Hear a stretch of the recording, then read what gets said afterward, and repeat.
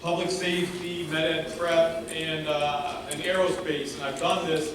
And basically the presentation has two parts to it. The first part is going to give you information on the NCAA. Okay, how many of you guys are interested in playing a college sport? Okay, so it's going to be extremely important to you. It's going to give you information about the different divisions that there are, things that you should be doing now, whether you're a freshman or a senior, things that you need to get caught up on, and ways that you can put yourself in a position to be recruited. The second part is going to be about conduct. Okay, I was a college coach for 7 years, and what I'm trying to share with you is what I looked for as a college coach. Okay, so what was important to me, because I think that was important to me, it's important to a lot of college coaches. So as you get recruited, there's certain ways that you want to compose yourself on the field or on the court. And then there'll be time for any questions that you have. So, like I mentioned, the beginning of actually before I get started, those of you guys that said that you're interested in playing a college sport, what are some schools that you're interested in playing at? Just call them out. Duke, okay? Syracuse, UNH, Pace. Okay, what others? UConn, CCSU, Ohio State, Florida State, any others? Oregon. Okay, so all those schools that you named, with the exception of 2 of them, are Division I schools. They're schools that you see on TV, whether it's basketball, whether it's football. Syracuse, UConn, Central, Ohio State, Florida State, those are all Division I schools.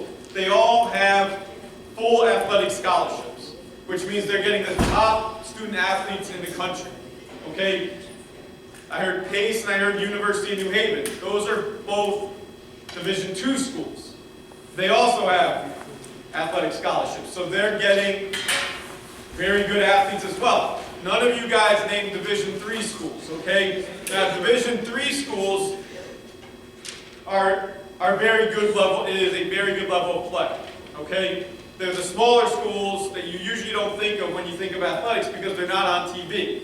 So they're your Trinities, your Wesleyans, your Eastern Connecticut's, your Western Connecticut's. The level of play there is still extremely high. Now, the difference with them, and we'll get into it when I start showing you slides, is they don't offer athletic scholarships. But there are other ways to earn financial assistance. So I want you to look at this. I know this is a lot of numbers, but I'm going to explain it to you. So this is the number of student athletes, and you have this on your paper. So the number of student athletes who participate in each sport in high school and then in college. So if we look at basketball, over 500,000 high school boys play basketball in high school, okay? Look at what happens to that number when you get into college. 3.4%. So that's 3 out of every 100 high school basketball players play in college. Only 1% plays Division I. That's your Syracuse, your UConn, your Michigan. Only 1 other percent plays at your Division II schools, your New Havens, your Southerns, your Pace, and only 1.4% plays at your Division III schools. Those are your smaller schools, your Wesleyans, your Trinities, your Clarks, okay? So what does that data show you? It's hard. Okay, only 3% play in college. So that's telling you, those of you that are saying, oh, no problem, I average 15 points a game on my high school team, or I'm coming in 3rd in every meet in the shot put, that doesn't mean it translates to playing at a Division I school, okay? Look at track. Track's very similar. Almost 600,000 boys, only not even 5% participate on their track team in college. And again, the percentages are pretty similar. So hopefully this kind of wakes you up as in, it's not easy to play a college sport, okay? There's a lot of people that want to play, and it is a high level, whether it's Division I, II, or III. Just breaking down the difference between Division I, II, and III. So Division I and Division II, do they offer athletic scholarships? Yes, they do. Full athletic scholarships. That's $50,000 a year that they're giving to a student athlete to attend their school. Division III, do they offer athletic scholarships? No. Okay, I'll tell you a quick story. I went to Clark University. Has anybody heard of Clark? It's in Worcester, Massachusetts. Small school. It has about 2,500 students. And I played basketball there. Again, Division III. Now, some people, if you don't know enough about Division I, II, and III, you think, oh, Division III, the level of play is not high. That's basically intramurals. It's not. Okay? I played there. 2 of the 4 years that I played there, we went to the national tournament. Okay, now that's not the Division I national tournament, but it's the national tournament. And we advanced to the Elite Eight. It's a very high level of play. Okay? But again, the difference in the talent level, if you look at me, do I look like a Division I player? No. I'm not very tall, and if you saw me out there, I'm not very fast, okay? But people like me who can't play at the Division I level, there's an opportunity at least to try out at the Division III level.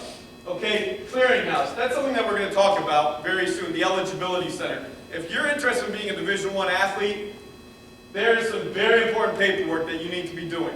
Most of it's online. But you should be talking to Ms. Macarone, Ms. Manfredi, whoever your guidance counselor is. They're up to speed with this stuff. It's very critical, because if you get into your senior year and you haven't done any of this eligibility center stuff, you're going to be way behind, and it could shut some doors for you. Now, Division III, you don't have to do that, okay? You don't have to do the online eligibility center. Who's heard of core courses? Yes, okay, what are your core courses? Basically your big subjects, your English, your math, your science. There's certain numbers of courses you have to take. So if you're not aware of that, and I know you've got really good guidance counselors here, so they're probably looking out for you, but if you're not aware of that, and you get into your junior year, and you haven't taken courses that you're supposed to take, this could cost you an opportunity at an athletic scholarship. 4-year commitment, okay. So I've coached at a Division III, Division II, and Division I school. And so the difference between those 3 levels is this.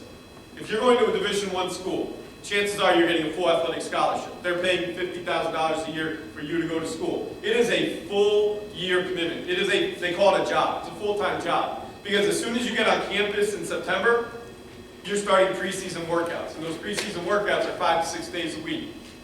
And they continue until the season starts. This is for basketball. They continue until the season starts. So when the season starts in early October, you're going 6 days a week, weightlifting and practice. Basically, any time that you're not in class is devoted to that sport. So the season goes from October to March. Christmas, you're not going home. You may be able to go home for a day or two, but that's probably it. Season ends in March. You're starting end of season workouts again. So small group workouts with your head coach. And those are again 4 to 5 days a week. Weight training on the side. Then you get to the end of the school year in May. Some schools will let you go home. Some schools will make you stay on campus. Why would they want to keep you on campus? They want to keep an eye on you. They put you through more workouts. And you may take some summer courses. Okay? If they send you home, guess what they're sending you home with? If they send you home for the summer, they say, sure, you can go home. We'll see you in September. What do you think they're sending you home with? Workouts. Okay? You're working out while you're at home. So it is a 12-month commitment to play Division I or Division II sport. Now Division III, like I played, it's a high level of commitment, but not nearly as high as the Division I and Division II. So you'll get on campus, again, this is for basketball, you'll get on campus in September. You'll probably play pickup, not high stress level. You'll play pickup with your teammates every night. Season starts in October. You got to go home for Christmas. You got a week off, maybe 2. You come back in January. When the season ends in March, you're back to playing pickup. And then when the school year ends, you can go home. And you're not getting a major workout in. So is it a high level of play? It is. But the level of commitment is not nearly as high as Division I and Division II. And again, that's because, why? Why is that? What's the reason for that? What are they not giving you at Division III? Athletic scholarships, okay? I gave you some, we've talked about the examples of schools, so you've got your UConns, your Yales, your Centrals, those are Division I. Bridgeport, Pace, Stonehill, Division II, and then again, your smaller schools, of which there's many in this area. There are a ton of Division III schools. Like, just look at this in itself. These are all probably in the 30-mile radius. Those are your Division IIIs. Any questions so far? So this is a sliding scale. Has anybody heard of the sliding scale before? So obviously you've got to be a very good student just to get into college, okay?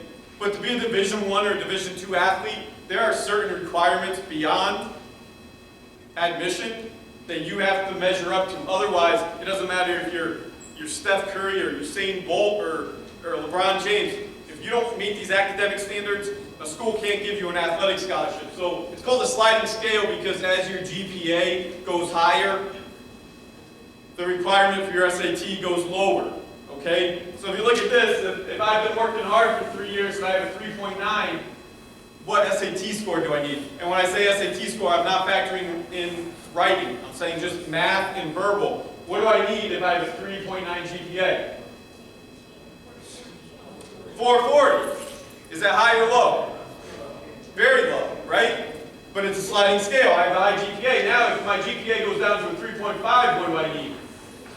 600. If I'm not working hard in school and my GPA is a 2.7, now what do I need? 920. What about, why does it cut off at 2.3? Why didn't I put in 2.2 or 1.8? Why is that? Because it doesn't matter. You could have a 1600 on your SAT, and if you have below a 2.3 starting in 2016, which is next year, you're not eligible to play. So if Ohio State comes to you and says, you know, we really want you, we want to offer you a full athletic scholarship, and you have a 2.2 GPA in high school, you are not eligible to compete. So your options are, you can maybe go to junior college for a year, get your grades up, or you can go to Ohio State if they'll let you in, which they probably won't as a regular student, and work your way up. But again, the bottom line is, if you don't have good grades, all that athletic stuff goes away. Okay, I'm not going to talk about recruiting visits too much, but I'm going to tell you this. Again, I've done this presentation 3 or 4 times now. Biggest thing I can say to you is this, and you guys have a lot of opportunities because you go to MLC over some other schools. How many times do you see, do you have opportunities to go visit college campuses? How many of you take advantage of those? Here's the thing, if you lived out in, let's say, California or Montana or Washington, one of those big states, you could drive for miles and not have any colleges to visit. You guys live near Hartford. You know how many colleges there are in a 30-minute area drive? There's probably 15, okay? So what I would say to you is, whether you're a freshman, a sophomore, or a junior, you should really get out on Saturdays, Sundays, and set up visits on campuses, and take advantage of the opportunities that MLC gives you. Because until you get onto a college campus, you really don't know what you want. You're not going to know, okay, do I want to go to a big school, small school? Do I want a school with high-level athletics? You might say, hey, I really want to go to Trinity because it has good academics and this and that. And then you get there and you realize, you know what? I don't really want to be in the inner city. And you know what? If you didn't visit the school, you keep that school on your list. So bottom line is, get out and visit campuses. The Division I, Division II, there's these things called official visits. And so if a Division I or Division II is really interested in offering you a full athletic scholarship, they will pay for you to come visit their school. They will give you plane tickets. They will put you up in a hotel. They will give you meals. But again, that's only going to the top level student athletes, okay? Now, could you visit those schools on your own? Absolutely. Okay, but that's what official visits are. All right, we're going to wrap up the NCAA portion of this, but how do I get recruited? How many of you guys take your SATs more than once? So here's the thing, you guys know how your SATs work, right?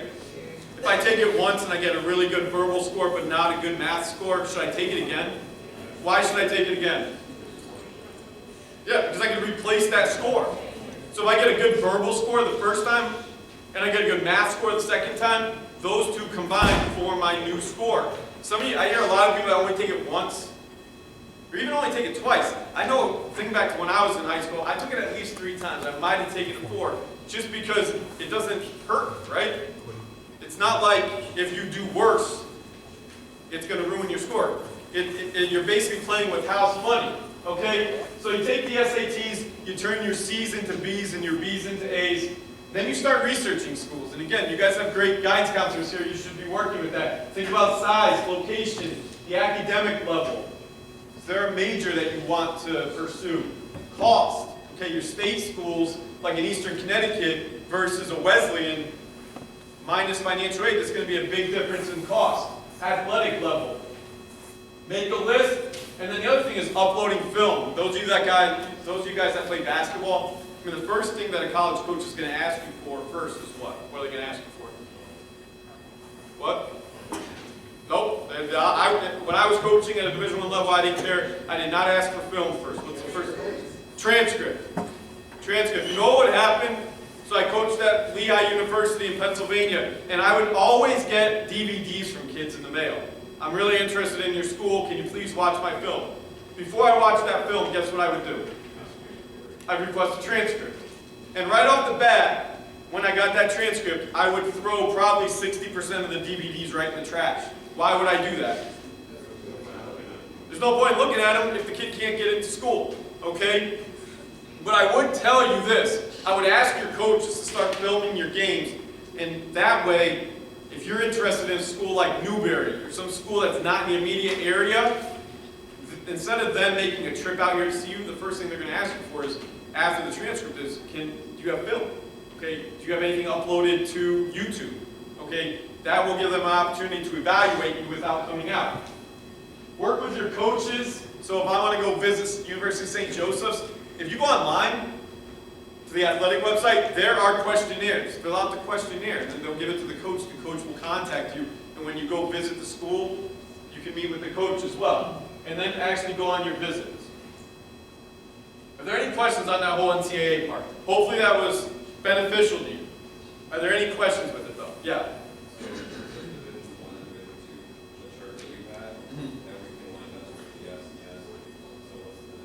The only difference between Division I and Division II is that the biggest difference is level of play.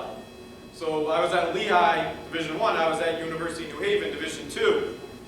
Almost all the kids that are playing at University of New Haven, Division II, are kids that didn't get a Division I athletic scholarship. Okay, so the level of play is going to be lower. The other thing is the academic. That sliding scale that I showed you, that was for Division I. It's a little bit lower for Division II, so you'll get some kids that don't qualify for Division I that decide, you know what, I'm going to go to Division II.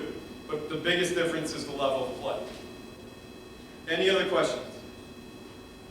Okay, so as I said, I come to your games, I watch you guys. What I want to do right now is just give you feedback. I'm trying to tell you that if you are serious about playing college sport, here's some of the things that I look for as a college coach. Here are some of the things that other college coaches are going to be looking for. Okay, just some background on me. Like I told you, I played Division III. I coached Division III, Division I, Division II. I also coached at a junior college for a little while as well. So the first thing, obviously, is your transcript. I cannot emphasize enough that if you have C's, they need to be D's. If you have B's, they need to be A's. Okay? I was at another school. Well, first of all, I share an office. How many of you guys remember Mrs. Broaden? Yeah. I share an office with her, okay? And we're always talking about kids. And I said to her the other day, I said, what I don't understand, and I'm not trying to hurt feelings here, but you know what? The truth hurts, okay? What I don't understand is how we have seniors with poor GPAs. I can understand if you're well, I can't really understand it, but I guess a little bit more. If you're a ninth grader, okay, and you're getting poor grades because you know what? It's a change from 8th grade to 9th grade. It's more demanding. But if you're a senior or you're a junior and you have a poor GPA, that comes down to one word. You know what that word is? Laziness. The other word is effort. So they're basically the same thing. If you're not putting effort in, and you have a low GPA, you are shutting a lot of doors. I said to Ms. Broadman, I said, we were talking about a kid that had like a 1.7 GPA as a senior, and I said to her, I said, you know, what is that kid going to do next year? Because realistically, what can that person do? There are very few schools that are going to accept somebody with an under a 2.0 GPA. They have the option maybe to go to a community college, which there's nothing wrong with, but they just shut so many doors for them. So again, those of you that are juniors, sophomores, freshmen, hopefully you'll learn from them. How many people know who that is? Coach K from Duke, right? So I want you to think about work ethic here. He has a quote. He says, I take a 2-star recruit with a 5-star work ethic over a 5-star recruit with a 2-star work ethic any day. So first of all, what's a 5-star recruit? That's the best. That's a Michael Jordan. That's the best. But he's saying he'd take a 2-star recruit with a 5-star work ethic over the 5-star recruit with a 2-star work ethic. What does that mean? What is he saying?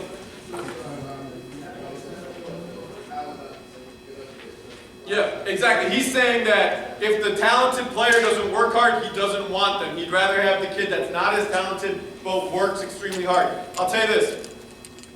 Those of you that are getting recruited or want to be recruited, the first phone call that that college coach is going to make is to your head coach. And I've seen it before. Your high school coach wants to help you out. Okay? So that college coach is going to call and they're going to say, Coach Daniels or Coach Turner or Coach Layton and Coach Cologne, I really like this person. They have good grades, but what can you tell me about how they work in practice? Do they work hard? And if you don't work hard, I mean, Coach Layton's going to want to say that you work hard, right? She likes you, you're a good kid. But what's going to happen if she says you work hard and then you end up going to that school and playing for that coach? What's the coach going to do? Not going to trust her. And you know what the coach is going to say? I can't trust that coach.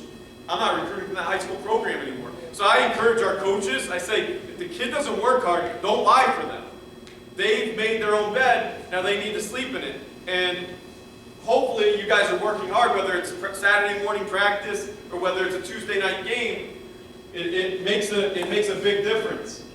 Okay, so humility. So I showed this to the football players this fall. Who knows who that is? Barry Sanders. Okay, this is a football clip, but this applies to every sport. It applies to basketball, it applies to track. I just want to show you a quick video, and I want you to, who knows who Barry Sanders was, by the way? He's a running back. He's one of the best running backs of all time. And he was famous for doing one thing. And here's what he would do. I know it looks old, but watch what he does after he scores a touchdown every time. And you'll never see this. How many people watch the NFL this weekend? Nobody does this. Nobody does this anymore. Okay? Nobody has humility. But see, here's the difference. The guys in the NFL that celebrate after touchdowns are your James Harden, who celebrates after every three-pointer. It's okay for them. You know why it's okay for them? They're getting paid. They're getting millions of dollars. They're trying to get shoe deals. Okay? For you, who's playing a high school sport, that stuff's not the celebrations after touchdowns, the celebrations after three-pointers. Okay? I was at a game last week, and I've got a kid. I'm watching a kid makes a nice move, scores, gets the foul, and then he's yelling "and one" in the other kid's face. And I'm thinking to myself, if I'm a college coach, that's a big problem. Because if the kid's doing it in high school, he's going to be doing it in college, and we don't want that. Okay? So what I'm trying to tell you is humility. Okay? Be humble. You want to celebrate a touchdown with your teammates? That's one thing. You want to be Cam Newton or be James Harden and make it about you? That's selfish, and people are watching. Coaches are watching. Okay, sideline conduct. When you get subbed out of a game or you're not running a race, your race is over, okay, what you do has a big effect on your team. I want you to look at this one. Energy givers and energy takers. You guys have all seen that kid on your team who subs out of a game, goes to the end of the bench, sits there like that, puts his towel on his head. You've seen that before, right? And think about what that's doing to the team. It's not doing anything positive. If anything, it's bringing the team down. Okay, how about at your track meet yesterday where, so-and-so was done for the day, they've ran their races, they've done their events, but the team is still competing, and they're over there in the corner on their cell phone, okay, on Facebook. They should be up cheering on their teammates. Okay, if you look at this, Steve Nash averaged 239 high fives per game. Positivity, supporting your teammates produces wins. So you should show your teammates love, okay? It's a difference between doing this and doing this. And the other thing too is, you never know who's watching you, okay? You never know who's watching you. There may not be a college coach in the crowd at your games or at your track meets, but when they call your coach and they ask, well, what is their demeanor like when they're not playing? Their college coach knows what you're about, okay? And again, your high school coach knows what you're about, and hopefully they're not going to lie and cover up for you. They're going to be honest. Yeah, I love this picture right here. You can definitely relate to it with some of the teams that we have. Okay, I'm going to tell you a quick story about when I was recruiting. So I was recruiting. I believe I was in Texas at the time, and I was watching a kid. Okay, I was watching a kid play. It was an AAU tournament, and I was sitting with another coach. And behind us, there was this mother that just would not stop. She was berating the officials. She was telling her kid to shoot. She's yelling at the coach about the plays he's calling. And I said to the guy that's sitting next to me, the other coach, I said, who is that? And he says to me, that's the mother of the kid you're recruiting. And so what do you think I did at that moment? I took the paper that I was taking notes on, I folded it up. Okay, that's trash. And why would I do that? Why? It's not the kid, it's the mother. Why would I stop recruiting a kid because of his mother?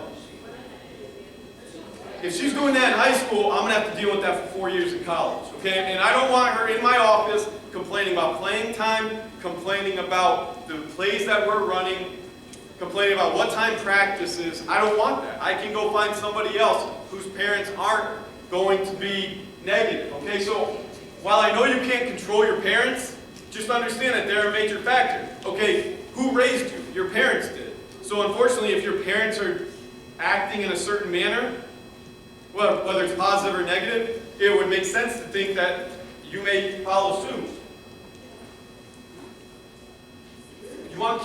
Coaches want people that are coachable, okay? So you guys know what selfish players are. They're, the people that are, again, spiking the ball after a touchdown. They're all about me. How many of you guys have somebody on your basketball team or you've ever played with somebody that as soon as the game ends, where do they go? Nope, not to the locker room. Where do they go? Nope, not to the crowd. Where do they go? They go right to the scorer's table to look at the scorebook to see how many points they scored. You all had somebody on your team like that. Okay, that's selfish. Okay? Soft players. You guys all have that player, whether it's football, whether it's basketball, that don't want to take part in the physical drills. And beyond that, it's not just the contact drills. It's the kids who Saturday morning practice is too early for me. I don't want to go to Saturday morning practice. I need to get my sleep. That's being soft, okay? Coaches don't want that. You guys all know what lazy players are. Too cool players. So that's the player who makes a mistake on offense, misses a layup, and then instead of running back on defense and making up for it, what he does is he acts like he wasn't really trying. So he kind of just jogs back and tries to look cool because he's kind of insecure. And so then he ends up making one mistake into two mistakes into three mistakes instead of just moving on. Those are the two cool players. Talk about the stat lovers. And this is my favorite right here. This is the practice sucks players. You know who those are? Those are the players, and you all know somebody who this is. If it's a Saturday game, they will be there an hour early. If it's a Saturday practice, they're sleeping in. The practice sucks player. Okay, you guys all know them, right? They don't want to get better. They just want to go to the games. Okay, or the meets. If it's a Saturday practice, they're not showing up for indoor track. The meet yesterday on a Sunday, they'll be there because they want to compete. The know-it-all players. Okay, we've got good coaches here, correct? They're giving you positive feedback or constructive criticism. What are you doing? Are you looking them in the eye? Are you looking to make those improvements, or are you getting defensive and saying, you know what, this guy doesn't know what he's talking about, he's just picking on me? Okay? Unintelligent players, so those are the players that don't take the time to learn the plays. And then you got the players that pout, and we've talked about that. Those are the players that, if it doesn't matter. I mean, I was at a game last year, right? It's at another Craig school, so it wasn't here. The team won. And I'm watching the bench. One of the players on the team that just won, while his teammates going to the locker room to talk to the coach, he's out there getting his stuff together, and I'm watching him. I'm thinking, what what is this kid doing? He's getting all his stuff together, packs up all his stuff, puts it on in his backpack, puts it on his back, and walks out to the Hartford late bus. And I asked the coach, the next day, what was that all about? And the coach's response was, well, he was upset he only scored 10 points. And I was saying to myself, but you guys won the game. Okay, but that's the mentality that some people have. Those are not positive traits. Okay, we're almost done. I'm going to wrap up with one story. I know the football guys heard this story, but I always wrap up this presentation with this story. So that's Mackie McKnight. So again, I was recruiting in Texas. This was probably 2009, 2010. It was an AAU tournament. And the way coaching works is the assistant coaches go out and watch players. And then when they have a player that they think is really good, he's got good grades, he's a good character kid, and he's talented as well, they'll send the head coach to go watch him so that the head coach can evaluate. So I sent our head coach, Brett Reed, to, I think it was Gym 4, because it was at the University of North Texas, there were different gyms. I said, you got to go watch these two guards. Remember, they were on the Houston Hoop Stars, okay? It's Mackie McKnight, and there was another kid whose name I don't remember. And I said, you got to go watch them, good grades, talented players. I'm going to go to a different gym and watch another kid. So about 15 minutes later, I get a phone call. It's from Coach Reed, our head coach. And he says, you got to come over here and watch this. I said, I'm in the middle of watching somebody else. I've already evaluated Mackie and the other kid. Why don't you just watch him? He said, no, seriously, you got to drop what you're doing and come watch this. So I go across campus, I go to this game, and I'm watching. And, Mackie's playing really well.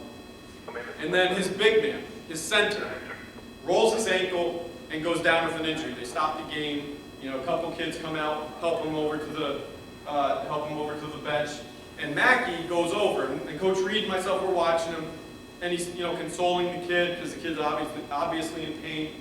And then all of a sudden, Mackie starts taking his shoe off, and we're thinking, what is this kid doing? What possibly could he be doing right now? Takes off his shoe, takes off his ankle brace, and gives it to the big kid. Okay, what is that an act of? What character trait is that? Kindness, what else? It's an S one. Selflessness. So right there, even beyond how he was doing on the court, that sold Coach Reed. Then on top of it, when Mackie's on the bench, guess what he's doing the whole time? Okay, he's not even sitting down. He's up the whole time cheering on his teammates. Okay, I told you I don't remember the name of the other kid because guess who got the 4-year scholarship to one of the best universities in the country? Mackie did, okay? All-time assist leader in school history. He's playing in Europe right now. 2-time All-League. And you guys remember, I ask every school that I go to this. Does anybody remember who Lehigh upset?